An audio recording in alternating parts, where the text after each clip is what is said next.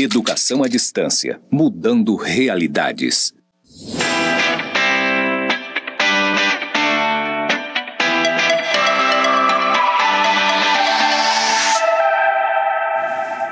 Olá, seja bem-vindo a mais uma aula de Direito do Estado. Aqui com vocês novamente, eu, a professora Maria Alva. Vamos dar início agora à nossa web aula número 3. Essa web aula nós teremos como temática, como conteúdo, o controle de constitucionalidade. Vamos lá? Olha só. Aula 3. O controle de constitucionalidade sobre as leis e atos normativos do poder público. Controle de constitucionalidade difuso e concentrado. Olha só. O controle de constitucionalidade sobre as leis e atos normativos no poder público. O controle de constitucionalidade consiste na verificação da compatibilidade das leis e dos atos normativos com a Constituição. Ela decorre da supremacia formal da Constituição sobre as leis do ordenamento jurídico de um país.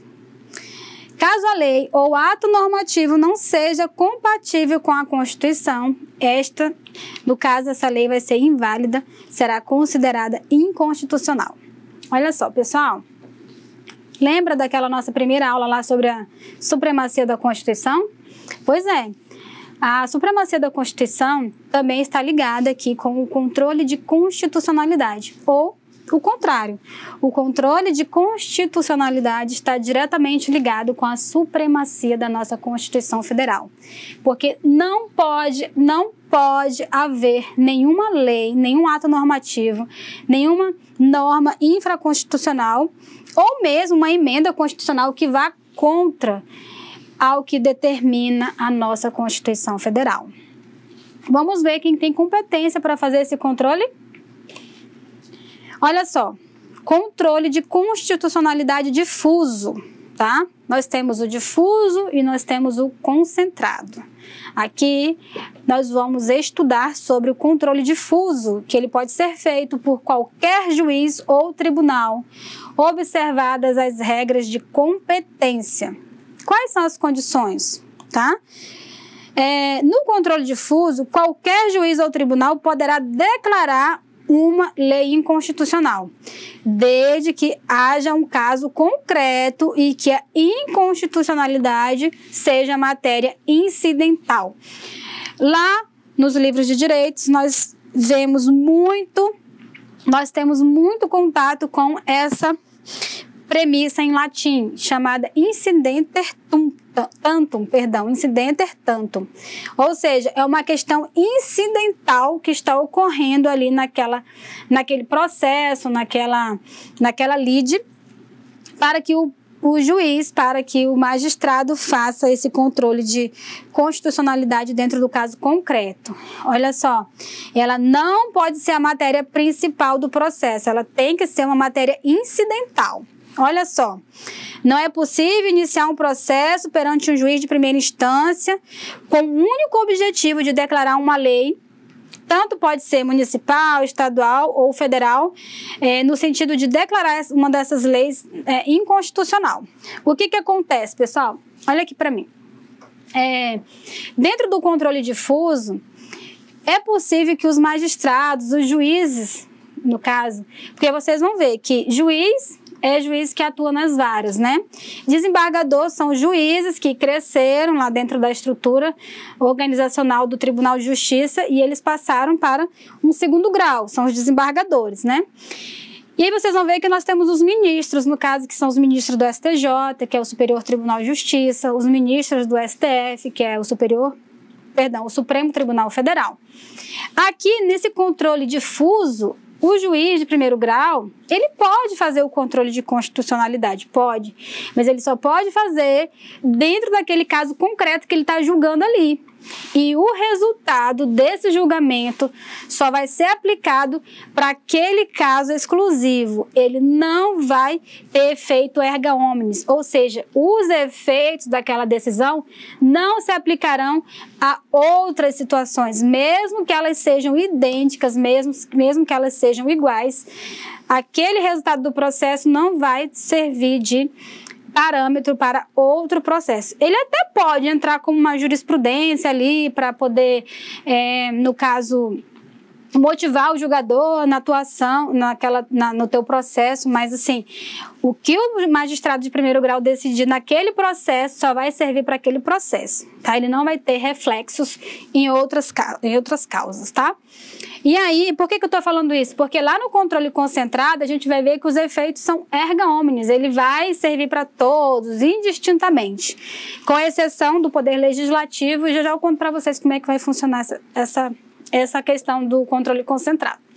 Voltando aqui para o controle difuso, outra situação é que seja matéria incidental, ou seja, para que eu possa resolver a minha questão ali do processo, eu preciso resolver essa inconstitucionalidade aqui, para poder, com esse resultado aqui, eu ir para a matéria principal, ou seja, o principal que eu estou pedindo no processo não é o controle de constitucionalidade difuso, e sim uma outra situação que eu preciso que seja julgada, mas que para ela ser julgada, ela necessita que essa matéria incidental em sede de controle de constitucionalidade seja julgada para poder dar andamento no processo.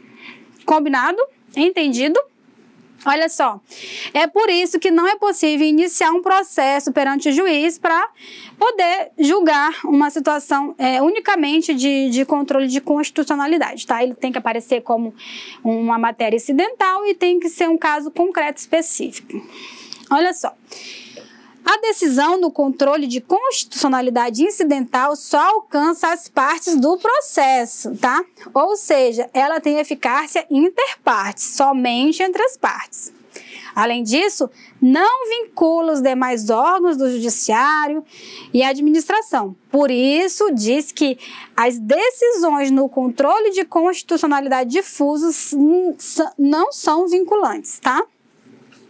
Não são vinculantes, pessoal. Aí tá invertido aí no materialzinho de vocês, mas não tem problema. O que importa é que a gente está esclarecendo para vocês que o controle de constitucionalidade difusa, elas não são vinculantes, tá? Ela só vai exercer um efeito dentro daquele processo, no caso concreto. Exemplo, olha só. Na época do presidente Collor, os interessados pediam o desbloqueio dos cruzados, fundando-se no argumento de que o ato que motivou tal bloqueio era inconstitucional. Perceba, o pedido principal não era a declaração de inconstitucionalidade, mas sim o desbloqueio. Mas para que ocorresse o desbloqueio, eles precisavam ter essa declaração de inconstitucionalidade em relação àquele processo que estava sendo julgado, naquele caso concreto. Ou seja, a questão da inconstitucionalidade era uma questão incidental no processo e o desbloqueio era a matéria principal. Olha só, sobre o controle abstrato, tá? Aqui nós vamos já entrar na temática de controle de constitucionalidade concentrado, tá? E aí ele é chamado também de controle abstrato. E ele é realizado, pessoal, pelo nosso Supremo Tribunal Federal, tendo como parâmetro a nossa Constituição Federal. Por quê? Porque é o STF que é o guardião da nossa lei maior, não é isso? Então, o STF é quem vai fazer essa análise para verificar se existe uma inconstitucionalidade de fato em alguma lei. É possível também esse controle ser feito pelos tribunais de justiça, tá? Quando eu falo tribunais de justiça, eu estou falando em sede de segundo grau, tá? Sede de segundo grau, o quê? Desembargadores, tá? Então, no controle abstrato, pelos tribunais de justiça, ele vai ter como parâmetro as respectivas constituições estaduais. Isso significa dizer que, em sede de controle em relação à Constituição Estadual, ali o parâmetro não vai ser a nossa Constituição Federal, e sim as constituições estaduais. E quem vai fazer são os nossos desembargadores, os tribunais. Aqui já não são mais os juízes de primeiro grau. Voltando aqui na tela. No controle abstrato, a constitucionalidade da lei ou ato normativo é arguida na via principal, por meio de ação direta, tá? É feito por meio de algumas ações, das quais destacamos a ADI, que é a ação direta de inconstitucionalidade. Olha só, pessoal, é possível que seja feito o controle de constitucionalidade no modo concentrado, tá? Por algumas ações próprias, tá? Como, por exemplo, ação direta de inconstitucionalidade, ação declaratória de constitucionalidade, ação de descumprimento de preceito fundamental, entre outras, tá? Mas assim, aqui eu tô destacando para vocês aqui no material, para ficar didaticamente mais tranquilo para vocês, é a ação direta de inconstitucionalidade, que é a mais comum, é a mais utilizada.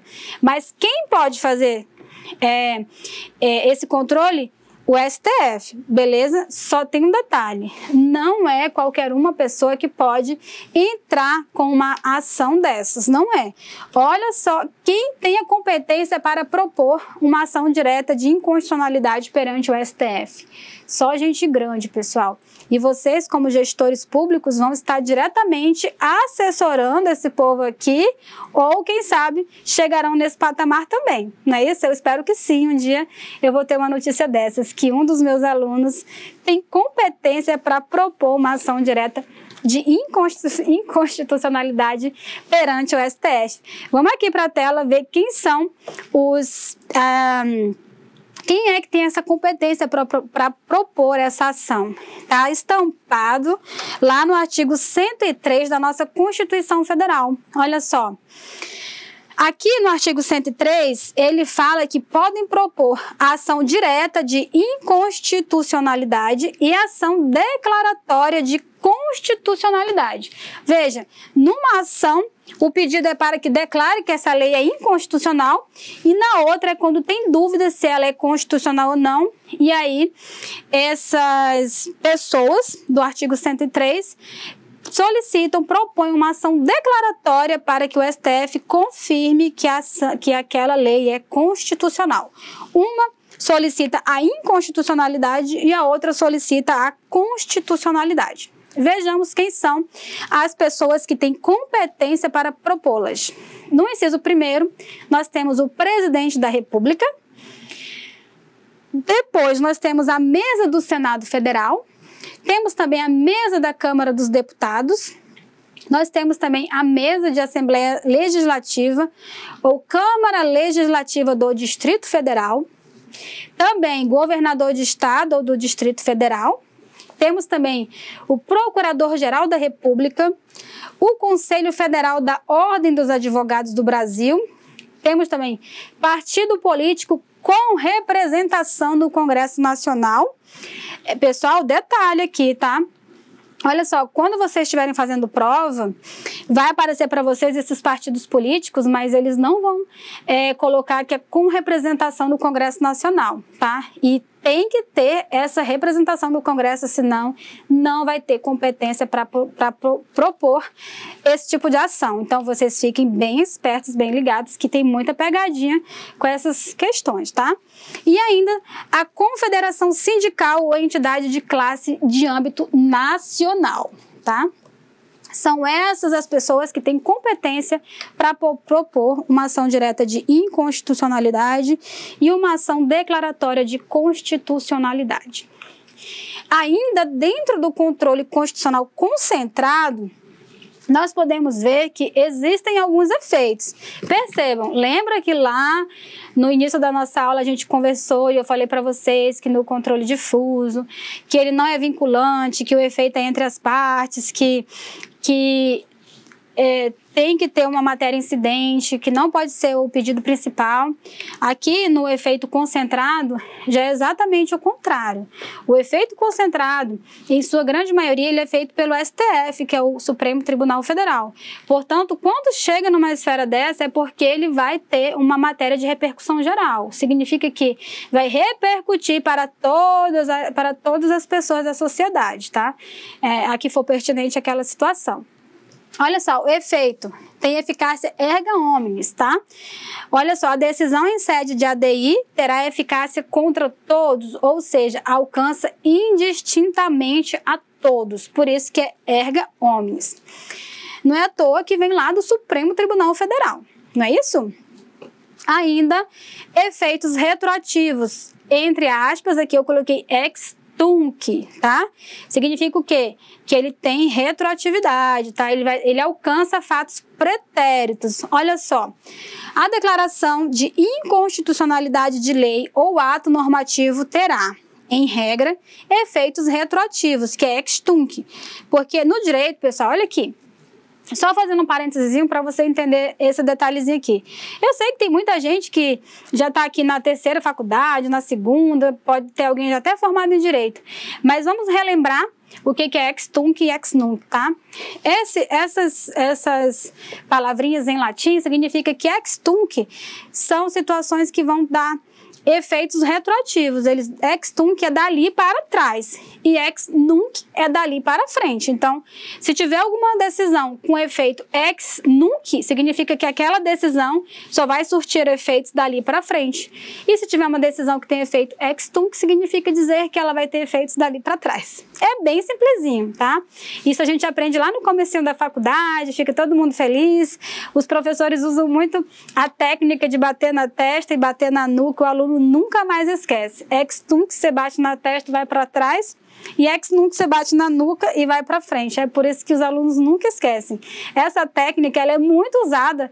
Eu já vi em várias videoaulas de cursos de magistratura, professor ensinando essa técnica, e aí fica bem tranquilinho, vocês não vão mais esquecer, tá?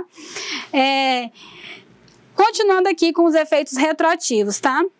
Aplica-se aqui a teoria da nulidade, segundo a qual se considera que a lei já nasceu morta. Portanto, se tiver alguma lei que ela seja declarada inconstitucional, ela vai ser vista no ordenamento jurídico como se ela já tivesse nascido morta. Ela não vai poder gerar efeitos. Olha só aqui na tela. Ela tem efeito vinculante também, tá? Olha só. A decisão definitiva de mérito proferida pelo STF em controle concentrado terá efeito vinculante em relação aos demais órgãos do Poder Judiciário. Destaca-se, pessoal, a palavra Poder Judiciário e a administração pública direta e indireta, nas esferas federal, estadual e municipal. Olha aqui o detalhezinho, a pegadinha, a cereja do bolo. Olha só, não vincula o próprio STF, por quê? Porque ele pode mudar de ideia. Se tiver uma outra ação que ele vai julgar em relação a isso, ele pode entender por uma outra leitura, uma outra situação, que aquela lei que foi declarada inconstitucional, que ela era sim constitucional. Então, a própria decisão do STF não vincula ele próprio e nem vincula o poder legislativo. Por quê? Porque nós sabemos que poder legislativo é aquele poder que tem competência para produzir as leis, perfeito? O que significa dizer que o Poder Legislativo poderá editar uma nova lei com aquela mesma temática, apenas observando as questões que foram julgadas inconstitucionais. Portanto, essa lei, essa decisão do STF, a decisão do STF não vai vincular ele próprio e nem o Poder Legislativo, mas vincula mesmo o judiciário e as questões da administração pública, tanto a direta quanto a indireta. Isso é imprescindível que vocês saibam dentro dessa questão de controle de constitucionalidade, porque isso daí, pessoal, quando vocês forem fazer prova para gestor público, vocês estão vendo aqui que vincula o judiciário e a administração pública, então vocês precisam ficar atentos, que se uma lei for julgada inconstitucional pelo STF, os administradores públicos, tanto da administração direta quanto a indireta, têm que ficar atento para poder obedecer, porque aquela decisão te vinculou na tua atuação. Combinado? E aí, pessoal, o que eu queria trazer para vocês em relação à questão de controle de constitucionalidade era isso. Era que temos o controle difuso, o controle concentrado. O controle difuso não vai te vincular como gestor público. O controle concentrado vai te vincular porque o STF tem um poder gigantesco. É ele que faz a defesa, a proteção. Ele é o guardião da nossa Constituição Federal. E os efeitos dessa decisão são erga omnes, vai alcançar a todos indistintamente e tem efeitos retroativos, como se a lei morta tivesse nascido. Combinado? Daqui a pouco eu vou te aguardar na nossa próxima aula. Eu espero que vocês tenham percebido que controle de constitucionalidade, pessoal, é um tema que as pessoas acham um bicho de 7 cabeças, mas não é. Aqui para o nosso curso, vocês puderam perceber que o que vocês precisam saber é isso aqui, tá? Qualquer dúvida, pode mandar mensagem pelo AVA e um forte abraço até a próxima aula. Até mais.